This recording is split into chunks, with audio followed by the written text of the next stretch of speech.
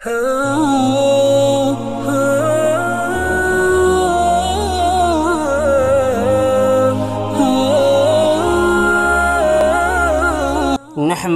ونصلي على رسوله الكريم اما بعد فاعوذ بالله من الشيطان الرجيم بسم الله الرحمن الرحيم شهر رمضان الذي انزل فيه القرآن صدق الله العظيم۔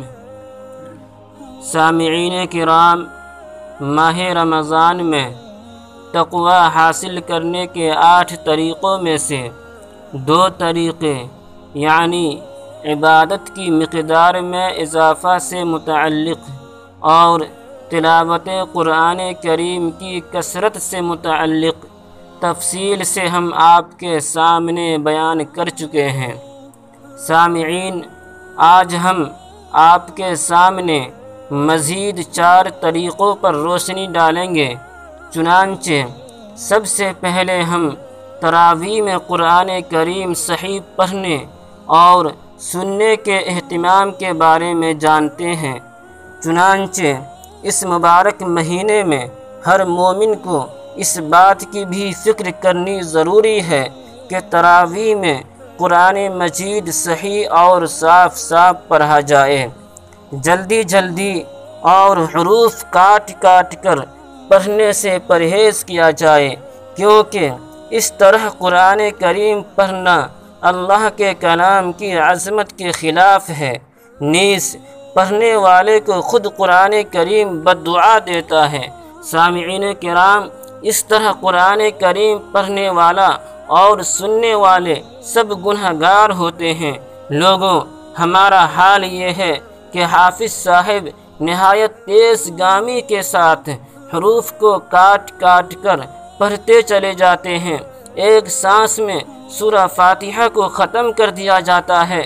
صحیح طریقے سے رکوع، سجدہ اور تشہد ادا نہیں ہوتا ہے۔ 40-45 منٹ میں پوری نماز ختم۔ اب گھنٹوں مجلسوں میں بیٹھ کر گپ شپ ہو رہا ہے، اور حافظ صاحب اور سامعین میں سے کسی کو یہ احساس تک نہیں ہوتا کہ ہم نے قرآن کریم کی توہین میں کتنا حصہ لیا اور رمضان کی مبارک ساعتوں میں کتنی بے برکتی اور قرآن کریم کی بددعا لی۔ خدارا، اس صورتحال سے بچیے اور اس مبارک مہینے میں برکتوں اور رحمتوں کے دروازے کو اپنے اوپر بند نہ کیجیے، اور صاف صحیح قرآن کریم پڑھنے اور سننے کا اہتمام کر کے دارین کی سعادت حاصل کرنے کی کوشش کیجیے۔ سامعین، چوتھا کام استغفار کی کثرت ہے، یعنی اپنے گناہوں سے توبہ کرنی ہے۔ حضرت کعب بن عجرہ رضی اللہ تعالی عنہ سے مروی مشہور حدیث شریف میں ہے کہ ایک مرتبہ نبی اکرم صلی اللہ علیہ وسلم نے ممبر کی سیڑھی پر قدم رکھتے ہوئے آمین فرمایا۔ صحابہ کرام رضوان اللہ تعالی علیہم اجمعین کے پوچھنے پر آپ صلی اللہ علیہ وسلم نے ارشاد فرمایا کہ جبرائیل امین علیہ السلام میرے سامنے آئے تھے، اور جب میں نے ممبر کے پہلے زینے پر قدم رکھا تو انہوں نے کہا، ہلاک ہو وہ شخص جس نے رمضان المبارک کا مہینہ پایا پھر بھی اس کی مغفرت نہ ہوئی۔ میں نے کہا آمین۔ سامعین، ظاہر ہے کہ اس شخص کی ہلاکت میں کیا شبہ ہے جس کے لیے جبرائیل علیہ السلام بددعا کریں اور حضور اکرم صلی اللہ علیہ وسلم آمین کہیں۔ لوگوں، اس لیے اس مبارک مہینے میں نہایت کثرت کے ساتھ گر گرا کر اپنے گناہوں سے توبہ و استغفار کریں۔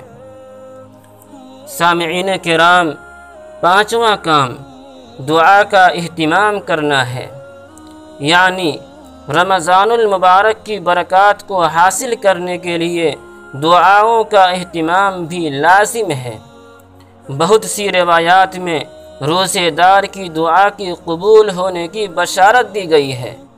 حضرت ابو ہریرہ رضی اللہ تعالی عنہ سے مروی ہے کہ رسول اللہ صلی اللہ علیہ وسلم نے ارشاد فرمایا، ثلاثۃ لا ترد دعوتهم الصائم حتی یفطر۔ 3 آدمیوں کی دعا رد نہیں ہوتی، ضرور قبول ہوتی ہے۔ 1 روزے دار کی افطار کے وقت کی دعا، 2 عادل بادشاہ کی دعا، 3 مظلوم کی بد دعا۔